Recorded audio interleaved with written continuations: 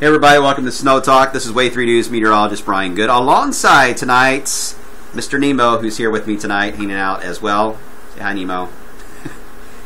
Looks scared. Not sure why. Anyway, he is going to be on TV tonight on the 11 o'clock news, probably with the same expression on his face. So make sure to tune in, as we usually do at Christmas time, put Nemo on TV to give his moment to shine and make the other dogs jealous down our street. All right, here's the latest on Snow Talk. We're talking about our snow amounts staying the same, 3.7. 2.1 is our normal to date. That is catching up to our total. It's not there yet, but it's inching upward slowly. Looking ahead, only one item on the board tonight, Sunday night and Monday, a minor event. I'll go into detail on that. Also, we'll take a look at the other ones that are not on the board yet, taking them off because of timing issues, but we may have to add them back on later. This was interesting from the Weather Service at Louisville. How many times have we had snow that has increased in value as far as the snow amounts over November compared to December? We've had that happen 21 times since 1884. This only goes up to 2013, by the way. This year would be included, so this would make it 22 now for the books, considering I don't see us getting more snow, more than 3.7 anyway, between now and the end of the year. But anyway, interesting to see this. The closest year we've had to this is 1991, and that was a very minor difference that we've had between the 2 months. But overall, other years, 76, 77, are showing up where we've had snow amounts higher November over December itself. I'm showing this because a lot of you snow lovers are getting upset because we haven't had much snow, in fact none, other than a trace so far this month. Keep in mind, yes, that is below average for the month to see that happen. But last year we had one snow system the first week of December last year. It was a decent one, a good 4 inches of snow. But we didn't pick up any more measurable snow really until January, mid-January at that. So be patient. Things can change in a hurry this time of the year. So just because you're getting too involved in the models, don't stress out about the models when you look down the road and you get upset. Because they're going to show different things almost every day, and I'll show you what it is in a second here. Let me cover the short term right off the bat here. You can see the cloud cover moving back in from the west. We're clearing out tonight. Clouds are back tomorrow. It's ahead of our next system moving in. It's got a front more than a low pressure that's moving in for the weekend. The front now is located to our west. You can see the temperatures behind that front in the 20s with that snow. Ahead of it, you see some 30s, 40s, and some 50s here in the south. That is heading our way as we head into tomorrow. So nice warm-up coming our way. What you do not see on here is rainfall. It hasn't developed yet ahead of the front. The cloud cover has. The rain will be next. It'll take place tomorrow, and then especially Saturday we'll get some showers to pop up in Illinois, Missouri, and those will move in here for Saturday. All right, so I'll show you the future cast on that in a second.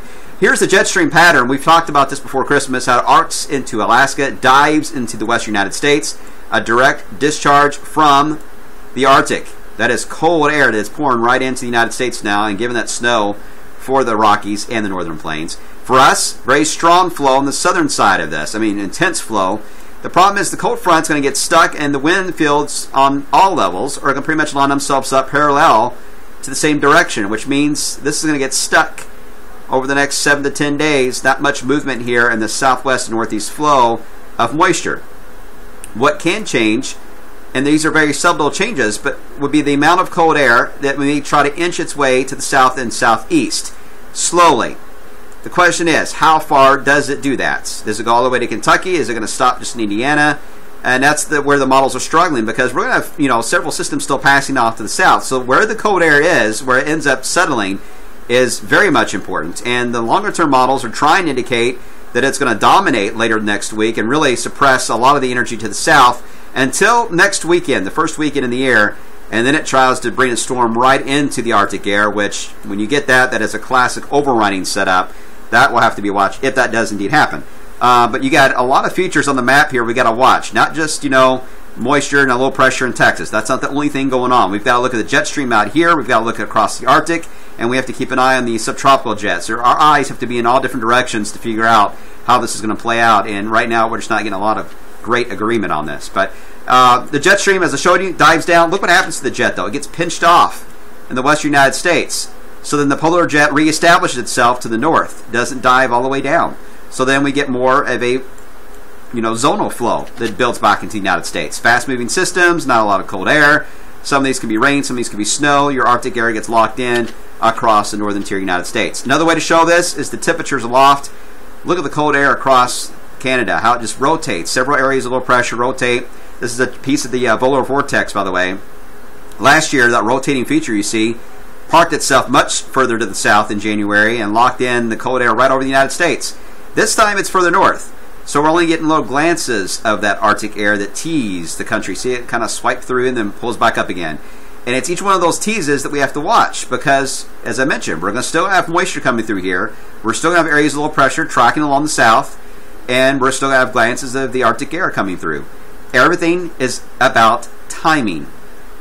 We've got to match these up perfectly if you want to get a winter storm. I know for you snow lovers, it's exactly where you're wanting to see happen, and you're not seeing on the models, or at least you see it, one model run, and then you go check the model runs about 4 hours later, and you get frustrated, like, what in the world happened? It had a snowstorm, you know, a few hours ago. Now we're back to cold air. Or it shows it way up here, and we got rain over Kentucky. The difference is timing. And a few hours difference can make a huge outcome when you look into the future, especially the further out in the models you look. Beyond 7 days, you're really going to get some wild looks to the models. So don't stress over this. You're going to see a lot of variance. Just focus on the short term. We'll take these, you know, one day at a time. It's the best way to handle a pattern that gets, like, in this kind of a setup, it gets a little wild. All right, so here's the future cast for the weekend here. Here comes the rain. As when it's Saturday, excuse me, scattered showers around into early on Sunday. Now, this is where the models deviate. Some of them are taking the rain and pushing it off to the east. This is the NAM model, though, and the Canadian was hinted at it, but it's losing it again. The idea that the second low will develop and move northbound in toward our area, which could graze us, our northern counties here, with a little bit of a mixture, depending on how much cold air we have at play Sunday night and Monday. It's still a big if right now. Not sold on this. That's why I got the chance for this happening at 20% and limited to mainly our southern counties of this even happening. And it wouldn't last long. Just a brief moment of maybe a light rain or snow mix, and then it's out of here. At this point, though, I would say 60% of the models are all in agreement that nothing's going to happen and everything's going to avoid us to the south and east. So, pointing at it looks to be a minor event. Beyond that, there is going to be something happening toward New Year's Day to our south. I don't see it impacting us directly yet, so I'm keeping New Year's dry. But as we get into the first weekend of New Year's, that's where I do see the potential of some storm coming in. At the same time, we have this cold Arctic air that is going to time itself out perfectly over the Ohio Valley, and there is signs of a storm approaching. So could that be a good matchup? Don't know yet, but that's the next possibility that we'll have to watch and see if that does indeed happen. All right, that's it for tonight, guys. I hope you had a Merry Christmas, and I will be back here again tomorrow night with a much more technical outlook and more details on maps, but tonight try to keep it as simple as I could. Not sure I succeeded on that. I tried. I'll see you tonight at 11 o'clock with Nemo.